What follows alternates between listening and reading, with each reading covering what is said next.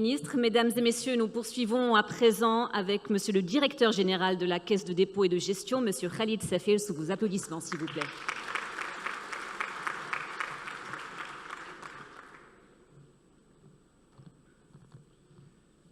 Merci à Monsieur le Ministre Riyad Mansour de me passer la main pour parler un peu de finances. Donc, Excellences, Messieurs les ministres, Excellences, Mesdames et Messieurs les ambassadeurs, Madame la Présidente du Conseil national du développement des droits de l'homme, Monsieur le Président de l'Institut Amadeus, Mesdames et Messieurs les Présidents, Directeurs généraux et Directeurs, Mesdames et Messieurs, chère audience, je voudrais tout d'abord remercier chaleureusement l'Institut Amadeus pour cette invitation, et notamment si Ibrahim, et aussi saluer la pertinence de la thématique qui a été choisie aujourd'hui pour cette réunion du Global Growth Conference, From Vision to Platforms, Financing Sovereign Growth in a Fragmented World. Ce thème traduit une évolution importante dans notre manière de penser le développement, car pendant longtemps, la question centrale était celle du financement de la croissance. Aujourd'hui, dans un monde marqué par la fragmentation géopolitique, la volatilité des flux, les tensions commerciales et la reconfiguration des chaînes de valeur, le véritable enjeu devient celui de la structuration de la croissance. La problématique du développement ne se résume plus uniquement à la question de la mobilisation des capitaux, quand bien même centrale. Il s'agit également d'avoir la capacité de canaliser ces capitaux vers des plateformes productives, vers des infrastructures stratégiques, vers des chaînes de valeur régionales et vers des projets capables de créer durablement de la valeur, de l'emploi et de la résilience. En Afrique notamment, la problématique de nos économies est celle de la capacité de financement et de la souveraineté financière, et dans ce sens, de la mobilisation de l'épargne domestique devient un enjeu central. L'Afrique dispose aujourd'hui d'un potentiel d'épargne de plus en plus significatif, porté notamment par des investisseurs institutionnels, des systèmes de retraite, des compagnies d'assurance, ainsi que les mécanismes d'épargne longue. Pourtant, une part importante de cette épargne demeure encore insuffisamment orientée vers l'économie réelle et vers les investissements structurants dont nos économies ont besoin. Et l'un des grands défis des prochaines années sera donc de réussir cette transformation, passer d'une logique de conservation de l'épargne et de sécurisation de cette épargne à une logique de mobilisation stratégique du capital domestique pour le drainer et l'orienter vers l'économie réelle. Mais cette transformation ne peut se faire sans un environnement investissable. Les capitaux ont besoin, premièrement, de cadres réglementaires stables, deuxièmement, de véhicules financiers adaptés, troisièmement, d'une gouvernance solide, quatrièmement, de standards de marché et cinquièmement, finalement, surtout de projets suffisamment structurés pour atteindre des niveaux de bancabilité compatibles avec les attentes des investisseurs institutionnels. Cela permet de construire des architectures financières et institutionnelles capables de canaliser l'épargne locale et internationale vers des trajectoires de croissance souveraine, productive et résiliente. La transformation vers la mobilisation stratégique du capital domestique met en évidence une réalité essentielle.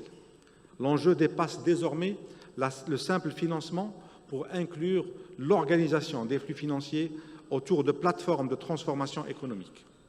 Cela suppose des plateformes d'investissement panafricaines, des mécanismes de dérisking et de garantie, des instruments en monnaie locale, des véhicules hybrides associant capitaux publics et privés, et enfin des capacités renforcées de structuration et de préparation des projets.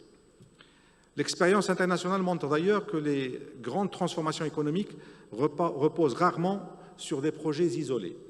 Elles reposent sur des écosystèmes d'investissement articulant banques de développement, investisseurs institutionnels, fonds souverains, acteurs privés et pouvoirs publics autour d'objectifs stratégiques communs. L'Afrique doit aujourd'hui construire ses propres plateformes adaptées à ses réalités et à ses priorités. Mesdames et Messieurs, chère audience, dans ce cadre, le Royaume du Maroc dispose d'atouts importants. Sous l'impulsion de la vision éclairée de Sa Majesté le roi Mohammed VI, que Dieu l'assiste, le royaume a progressivement développé un positionnement fondé sur la stabilité, l'investissement de long terme, l'intégration régionale et l'ouverture économique. La mobilisation de l'épargne domestique nationale a fait partie des leviers de cette transformation économique et sociale et a joué un rôle fondamental dans la structuration de l'écosystème de l'investissement au Maroc, notamment à travers l'accompagnement de l'État dans le développement et la sophistication du secteur financier, avec la création de véhicules et d'outils financiers innovants tels que la titrisation ou les OPCVM ou les OPCI. Deuxièmement, le développement de l'industrie du capital investissement et du capital risque. Et le Royaume s'est d'ailleurs doté dernièrement d'un fonds souverain, le fonds Mohammed VI pour l'investissement.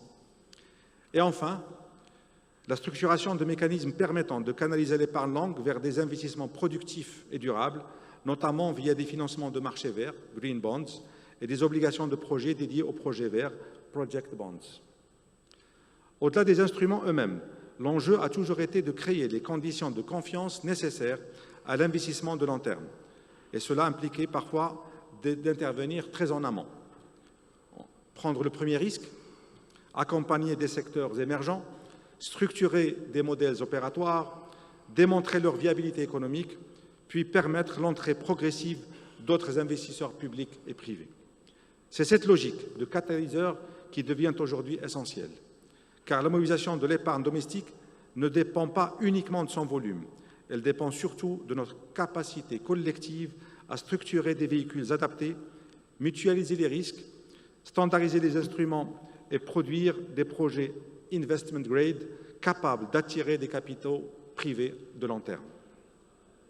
Dans un monde fragmenté, la souveraineté économique ne signifie pas le repli. Elle réside dans la capacité à maîtriser ses choix stratégiques, à structurer ses chaînes de valeur et à transformer son épargne en capacité productive. Et c'est précisément tout le sens des travaux engagés dans cette conférence.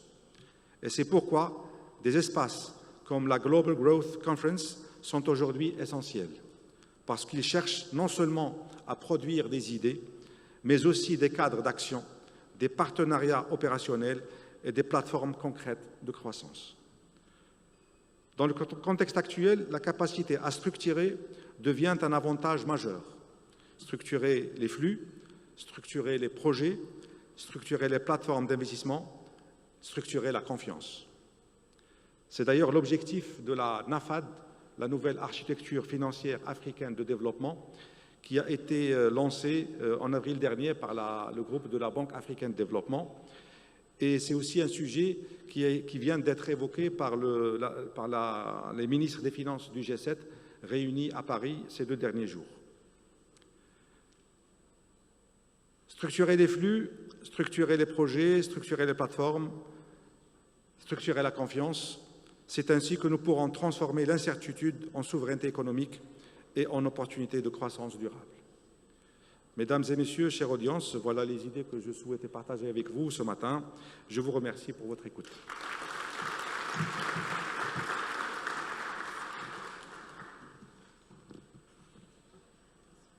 Merci beaucoup, Monsieur le Directeur Général, pour cet éclairage. Merci pour le rôle structurant que joue le groupe CDG dans l'accompagnement de la croissance du Royaume à travers la mobilisation et la canalisation des capitaux vers des plateformes productives et créatrices de valeur.